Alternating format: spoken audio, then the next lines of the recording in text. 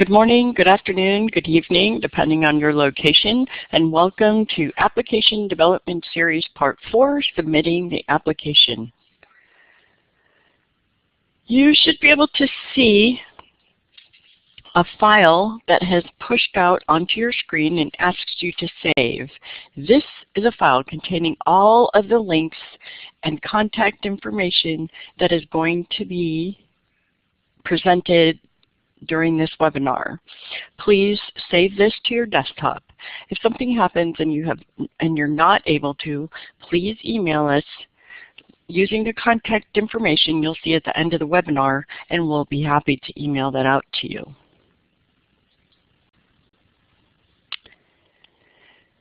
Just to let you know some of the tools for this and future webinars that you may attend, we use Blackboard Collaborate.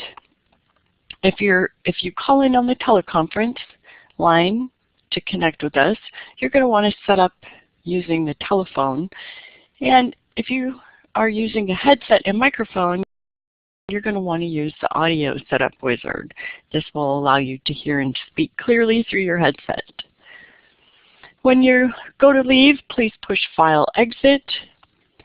And for some of the questions, you can use your hand tools or to answer questions here. There's also whiteboard tools for typing and drawing on our whiteboard, which I wouldn't be using today, and a chat box to send questions via chat so that maybe you wouldn't forget your question. You could type it out right away.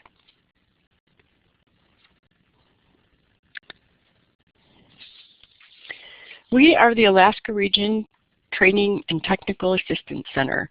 We provide, for those of you unfamiliar with the Training and Technical Assistance Centers, we provide free training, free technical assistance, and our website has a myriad of resources for you. We also offer Google+ communities for collaborating and sharing resources with other tribes and organizations, both nationally and regionally, as well as we're a contact for the National ANA website. Our staff consists of the Regional Director, Anthony Caoli. He has 19+ years working with capital projects, development and fundraising, municipal and tribal management, capacity building, grant writing. He's a leading expert on municipal and tribal management and pioneered the municipal-tribal merger in Quinnahock. We have our Technical Assistance Manager, Donnie Flegel. She has 30+ years working in the field of rural development with a wide range of experience: rural energy, health and welfare, resource extraction and renewable resource development, and capacity building. We also have consultants, a pool of professionals with various areas of expertise, and myself, Angela Camus, the Training Manager. I bring 16+ years working with a diverse array of clients in training, grants management, program and project development, process improvement, business and professional coaching, and organizational development. Our focus today will be on the electronic submission through Grants.gov. We'll do a brief explanation of some of the paper submission requirements, talk a little bit about your DUNS number, where to get it and why to have it, another brief comments on SAM, where do you get your account and what it's used for. A heavier focus will be on Grants.gov, how to find and save your application packet, as well as the application do's and don'ts of filling it out.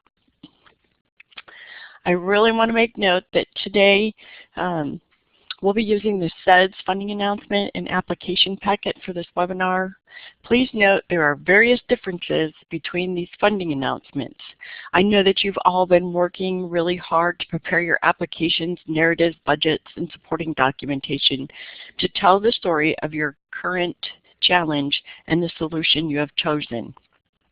With all of the many changes this year, I want to again encourage you to read the new funding opportunity announcements carefully and look over the latest application packet.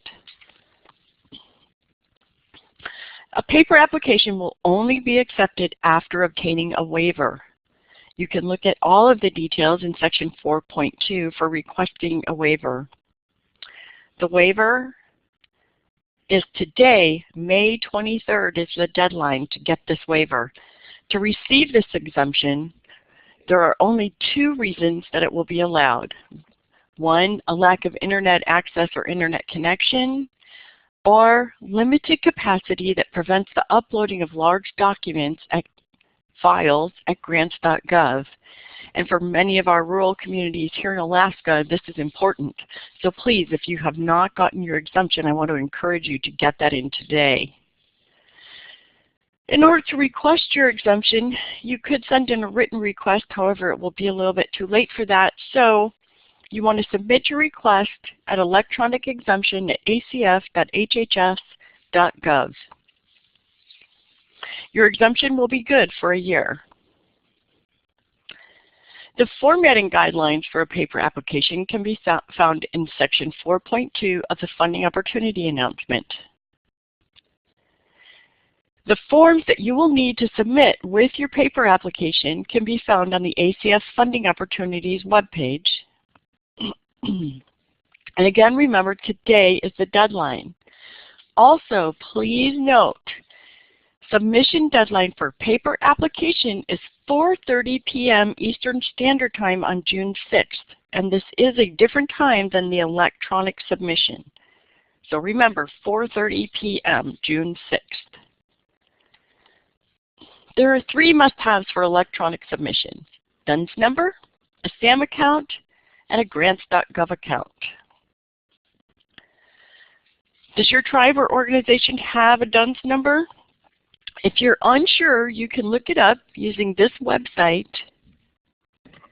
And if you already have one, or don't already have one, excuse me, you can establish your DUNS number online. There is no cost to you, and you'll receive a unique location-specific identifier for your organization. The DUNS number has been widely adopted by the U.S. government for intergovernmental transactions, grants management, and transparency reporting. And if you want to do business with the federal government, you'll need to have a DUNS number.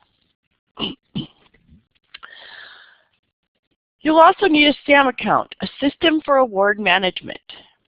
Was your tribe or organization registered in CCR? If so, then your information should already be in SAM. SAM is a combination of federal procurement systems and the catalog of federal domestic assistance. It's been created to streamline and integrate processes, eliminate data redundancies, and reduce costs. So there was a large migration from the CCR into SAM. If you had that, please go through, get your individual account set up, not a system account. There are 2 kinds, system and individual. Get your system account set up. Be sure that your username and password is working and that all of your information has transferred correctly from CCR to SAM. If you weren't already registered, again, you'll set up an individual account and get things going.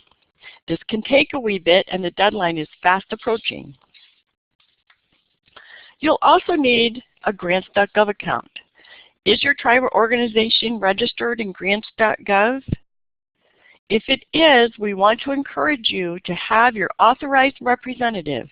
That is the person who is authorized to sign and submit grant applications on behalf of your tribe or organization. Have them go in and be sure that their username and password is working and that they know what it is. In the event that the password has expired, as it does periodically with Grants.gov, it could take a wee bit of time to get the password reset. In the event your organization is not, then you'll need to get registered, and this can take anywhere from 3 to 5 business days to up to 4 weeks. So you'll want to get moving on that very soon. Once you have all that working, we encourage you to check the compatibility of your software on Grants.gov website. As you can see, when you click the link you have an opportunity to check multiple types of software that you may be using. The two I want to focus on is, for sure, making sure you have a compatible version of Adobe Reader. This will make sure that there won't be any validation errors because Grants.gov has checked various versions of Adobe with their packets. Also, you may want to look at being able to have a PDF converter, something like the full version of Adobe PDF, or maybe you're going to put your packet together in Word so that you can have the two-file submission, which we'll talk about later. Grants.gov has a list of various free PDF conversion programs. This will allow you to read and transmit as well as save your documents in a PDF format. However, we want to let you know that Grants.gov does not endorse any particular software, including the ones that they have listed here. Okay, finding and saving your application. So from the home page, you want to click on Find Grant Opportunities. When your next screen comes up, you'll click on a basic search.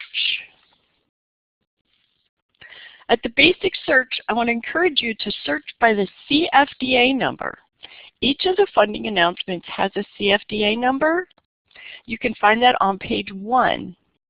Please note that the language and preservation, the two language funding announcements have the same CFDA number. So you'll want to make sure that you're downloading the correct application and saving the correct application. Also note, there was a modification made May 9th to the application packet. If you downloaded your packet prior to May 9th, you'll want to go in and download a new application to prevent validation errors during your submission.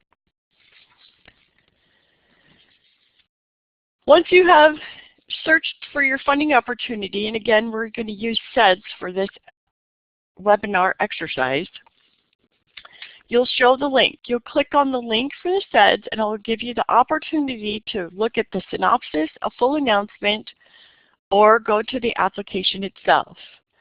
Click on that. Once the next screen comes up, please be sure to check the CFDA number and the competition title one more time. Then you can click on Download Instructions and Application. A screen will come up to be sure, once again, that you have clicked the CFDA number for SEDS. It will also provide you the opportunity to get updates on any modifications using your email. Had you put your email in prior to this, you would have received the modification for May 9th and known to come back and download the new application packet. For this exercise, I did not do that and just click Submit. It will provide you two links, one for the instructions and one for the application packet. I encourage you to download both so that if you have questions while you're filling out your application packet, you can refer back to some of the instructions.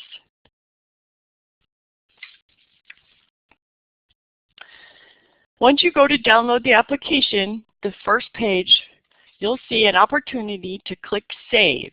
This will allow you to save the application to your desktop for working with the package. Once you have it on your desktop, you'll not have to be online to work on the packet, and you can save periodically as you're going along, close it, and come back and work on it some more later. You won't have to fill it out all at once. Again, please check the opportunity title and the CFDA number to be sure that you have the correct packet.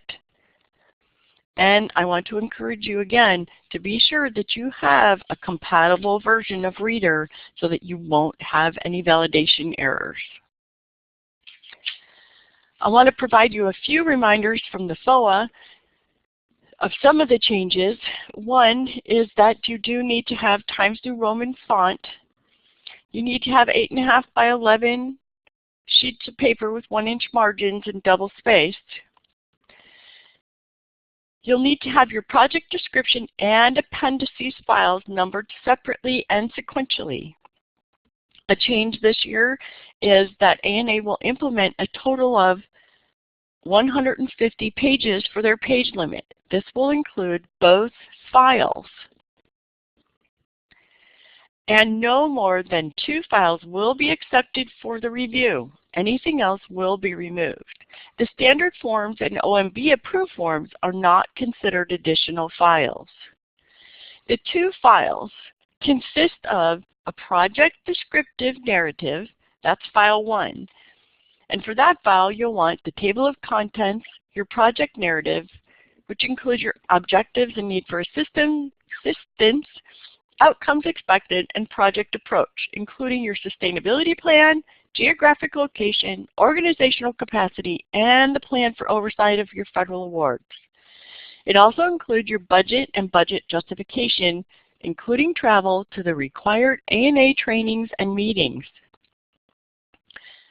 File 2, which is your appendices or other attachments file, includes the required governing body documentation, your board and nonprofit status, if that's applicable, a commitment of non-federal resources, job descriptions and resumes, your indirect cost agreement if applicable, letters of support and third-party agreements, and any other attachments that you have found necessary to include. It may also be necessary to include a business plan depending on your project. If it is applicable, we're suggesting you make this the last document, have it clearly labeled, and this way it will be sure to be outside of the 150-page limit because the business plan is not included. It will make it easy to distinguish for the initial review the correct number of pages. The second half of the first page is where you're going to look for your mandatory documents, and it also includes your application file name. This is where you put your organization name. And it will be in one of the mandatory fields within the application. All of the mandatory fields have a red outline with a gold fill. When you click into this box, it will turn bright yellow. You'll need to highlight each of the individual mandatory document forms, click the center button, and move them into the mandatory documents for submission box.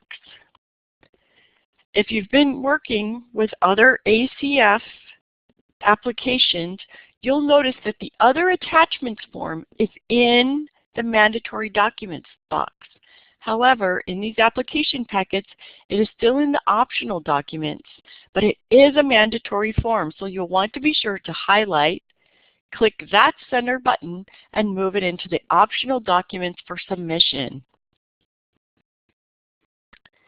Once you've moved all your forms, including the other attachments form, into the submission boxes, in order to open them, you'll click on a form to highlight it, click the Open Form button. To close a form, some of the forms have a Close button that you can click. For others, you'll just need to scroll back up to this front page of the application. You can click the Save button often on this first page to avoid losing any work. Okay, we're going to move to a few things that you need to know for sure while you're filling out some of these forms, and some common mistakes, and do's and don'ts. First, always fill out the entire 424 first, as it will pre-populate information in several of the other forms.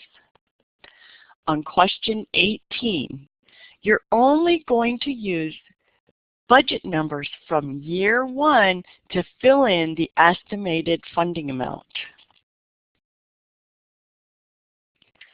On the 424A, in Section A, you'll only be using line 1.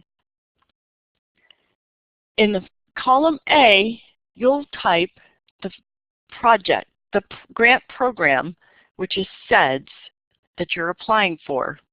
In column B, you'll type the CFDA number, 93.612 for SEDS, for example. Because this is you're applying for new funding, you'll skip columns C and D and move to columns E and F. Here, again, you'll use year one budget numbers for your federal and non-federal request. In section B, you'll only be using column 1. This will be the total amount of your federal and non-federal request for budget year 1. In section C, you'll be looking at your non-federal share. Line A will be the line you'll be using, line 8, and in column A, you'll type your grant program SEDS. Column B, this will be the match that you, the applicant, are providing. That can be in the form of cash or in-kind. Remember, any in-kind needs to be explained on a separate sheet of paper. You're not a state, so you won't be using column C. In column D, you'll be placing any of the match you're receiving from others, cash or in-kind. In column D, this is where you're going to use your budget 1 numbers and break down your request, both federal and non-federal, into the quarters for spending. Please be realistic. Don't just divide your budget by 4. If you have some large expenditures for equipment and supplies, say in quarter 2, then you'll want to make sure that you have higher numbers for your federal and non-federal in that quarter based on those expenditures. This will help your funders realize that you know what your spending requirements are, and as they watch you work through your project, they'll know that you are spending on time and more than likely completing each of your activities in a timely manner as well. Section E. This is where if you have a multiple year project, you will include the requests for the other 2 or more years. So on line 16, again, is your grant program, SEDS, for this example. And in column B, we will be including our request for year 2's funding. And in column C, we'll be asking for year 3 funding, or recording year 3 funding. I know that it says first and second, and this can be quite confusing, but it is for your year 2 and year 3 multiple year project requests.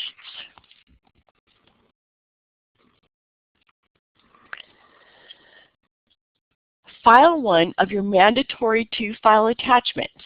Remember, the first one is the project narrative file. When you open it up, it will open a form as a placeholder that's going to allow you to upload the file that you have placed numerous documents into.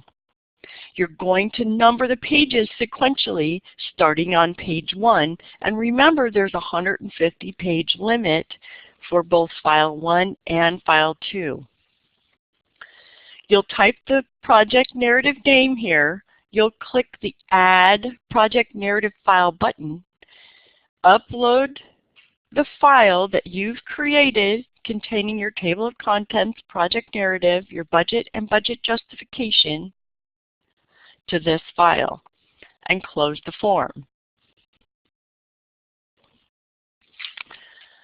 File 2, you will begin the numbering from where you left off in file 1. So for example, if file 1 ends on page 52, you'll start the numbering of pages for this file on page 53.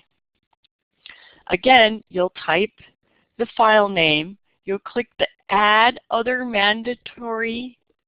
Mandatory Other Attachment button, and it will allow you to upload your document with your governing body information, your job descriptions, letters of support. And another reminder, if you have a business plan, please make it the last file or the last document in this file so that the sequence numbers, should they be more than 150, will be easily determined and they won't be removed. A reminder that the OWP is now a standard form and comes with many mandatory fillable spaces. So you'll fill in your project title, your project goal, your problem statement, objective 1, 2, or 3, and remember you can only have 3, the descriptive of what the objective is, your results expected and the criteria for evaluating the results, your benefits expected, the criteria for evaluating, your activity, who's leading the activity, any other support that may be involved, as well as hard beginning and end dates, which means you need the month, day, and year for your time period. You can add activities by clicking the Add Activity button, and they will sequentially add to the document. You can add an objective by clicking the Add Objective and a project year. Remember, you need to create your objectives and activities for each project year.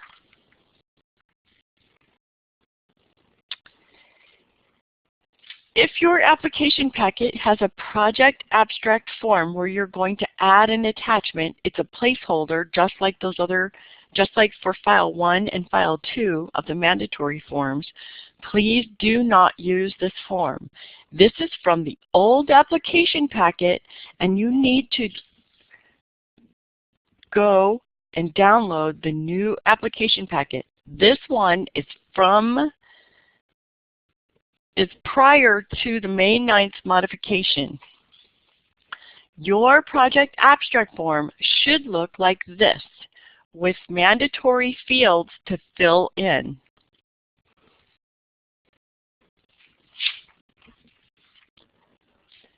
Before you submit your application, you'll want to check your package for errors.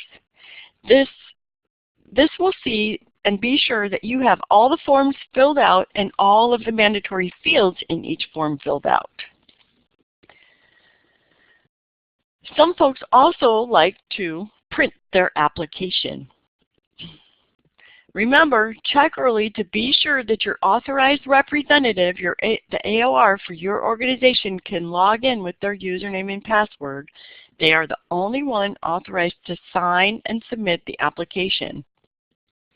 Once you've checked your application for errors, you can now save and submit. Remember, the submission deadline is 11:59 p.m. on June 6th. For an electronic application, it is 4:30 p.m. Eastern Standard Time for paper and 11:59 June 6th for electronic. To avoid multiple incomplete submissions, once you hit the Save and Submit button, please do not use the Cancel button. I have seen and known that it has taken up to 2 hours, especially when you're close to the deadline, for the little hourglass to stop spinning and your application to finish submitting. If you're concerned, if you think something's gone awry, please do not hit Cancel until you have spoken to Grants.gov Help Desk.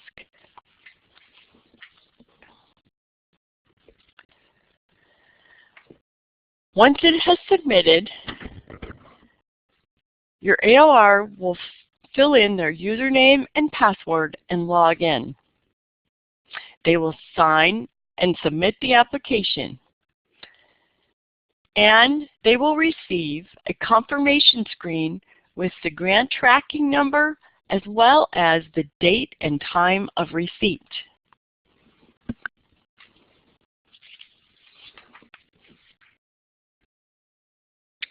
After submitting, the authorized representative will receive 3 important emails. They will receive a receipt email from Grants.gov stating that they have received the application.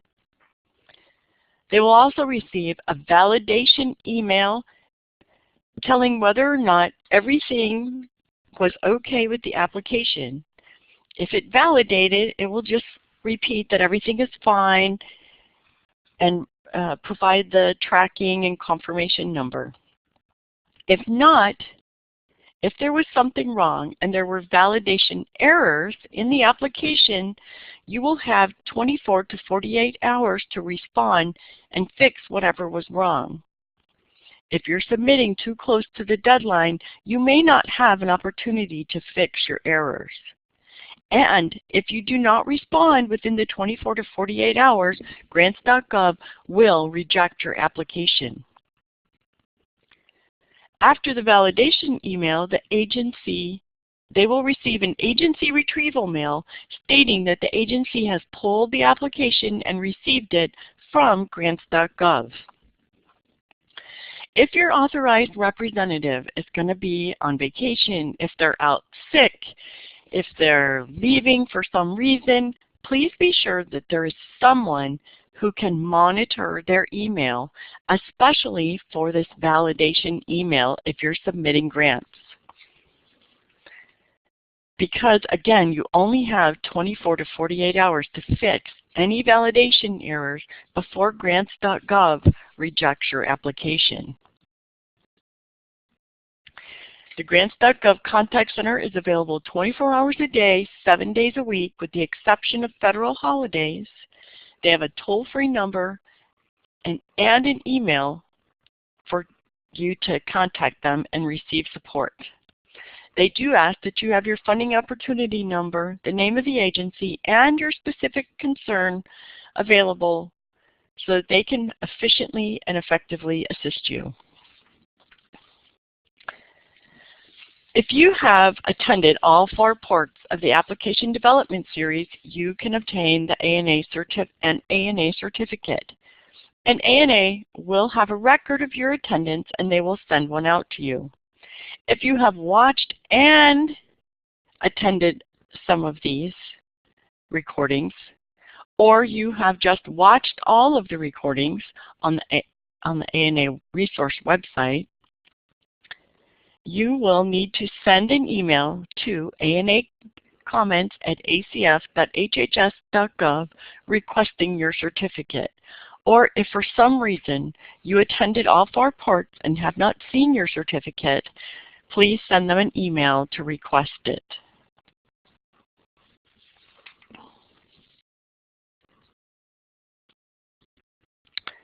Here is the contact information for the Alaska Region Training and Technical Assistance Center, our emails, our toll-free number, our website, as well as the ANA National website.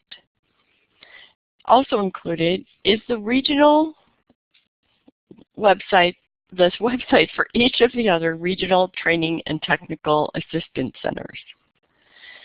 We appreciate you joining us for this webinar, and we hope that you will continue to use all of our services, and we wish you the best of luck in your ANA application submission.